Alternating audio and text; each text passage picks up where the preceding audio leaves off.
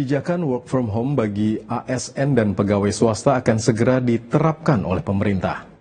Langkah ini diambil untuk mengurangi beban BBM akibat dampak perang Iran, Israel, dan Amerika Serikat. Pro dan kontra pun bermunculan. Lalu apakah langkah pemerintah ini sudah tepat untuk mengurangi beban BBM?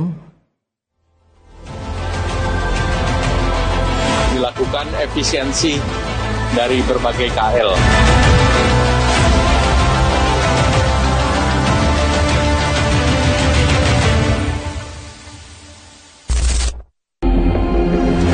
Selamat datang di Friday POV, program yang paling skeptis mendengar janji-janji manis dan kebijakan gak logis. Menko Perekonomian Airlangga Hartarto sudah ketok palu. Usai salat Idul Fitri kemarin, beliau bilang aturan work from home akan didetailkan.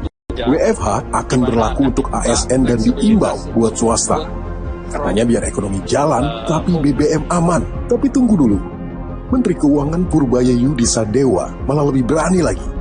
Beliau bilang WFH sehari bisa hemat BBM hingga 20%. Hitungan kasar sekali, kata beliau. Ya, kami setuju, sangat kasar, bahkan terlalu kasar untuk jadi sebuah kebijakan negara. Purbaya mengusulkan hari Jumat sebagai hari WFH. Biar apa? Biar long weekend, kata beliau. Biar sektor pariwisata jalan. Di sini logikanya sudah cacat sejak dalam pikiran. Apa yang ada dalam pikiran kita kalau weekend panjang? Tentu jalan-jalan, piknik aja keluarga. Mau hemat BBM, tapi rakyat berbondong-bondong ke puncak, ke Bandung, atau ke mall karena merasa liburnya panjang. Itu bukan menghemat BBM, tapi pindah lokasi bakar BBM. Dari jalur kantor, pindah ke jalur macet tempat wisata. Hasilnya, sama aja bohong. Kedua, soal target 20%. Mereka lupa atau memang sengaja tutup mata. Jutaan pekerja Jabodetabek itu sudah naik KRL, MRT, dan Transjakarta. Ada 1,3 juta pengguna bus dan ratusan ribu pengguna kereta listrik atau KRL. Mereka sudah hemat BBM tanpa diminta. Kalau mereka disuruh WFH, BBM mana yang mau dihemat? BBM dari listrik KRL? Jangan gops lah. Kebijakan ini salah sasaran, bos. Coba perhatikan juga perilaku pekerja kita. Saat Anda rebahan di rumah, jadi Anda tidak berhenti klik aplikasi makanan. 1 juta ojek online di Jabodetabek siap gaspol mengantar pesanan Anda. BBM yang Anda hemat di mobil pribadi justru dibakar habis oleh kurir yang mondar-mandir karena Anda malas masak.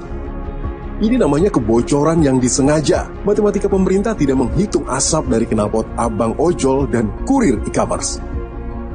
Bos, jangan lupa juga premium solar terbesar, truk industri dan bus logistik. Airlangga bilang, sektor pelayanan publik tidak WFH. Tentu saja, truk tidak bisa disetir dari kamar tidur. Selama truk dan bus industri tetap minum BBM secara masif, mengurangi mobil pegawai kantoran hanya akan jadi riasan wajah di atas bobrok konsumsi energi kita. Kalau pemerintah beneran mau hemat anggaran, kenapa yang diutak-atik malah mobilitas rakyat? Kenapa bukan proyek-proyek raksasa yang jelas-jelas memakan APBN kita? Dengar ya, daripada sibuk urusin WFH yang efeknya gak jelas, lebih baik hentikan proyek makan bergizi gratis dan koperasi Desa Merah Putih. Jika digabungkan, anggarannya bisa mencapai 400 triliun rupiah. Ini bukan angka kira-kira seperti hitungan Purbaya, ini angka nyata. Kita bisa hemat lebih dari 80 triliun rupiah, itu baru signifikan untuk membantu negara menghadapi dampak perang Iran lawan Amerika Israel. Kita butuh bantalan ekonomi yang kuat, bukan sekedar suruh pegawai kerja dari rumah. Jadi, rencana WFH ini hanya solusi halusinasi.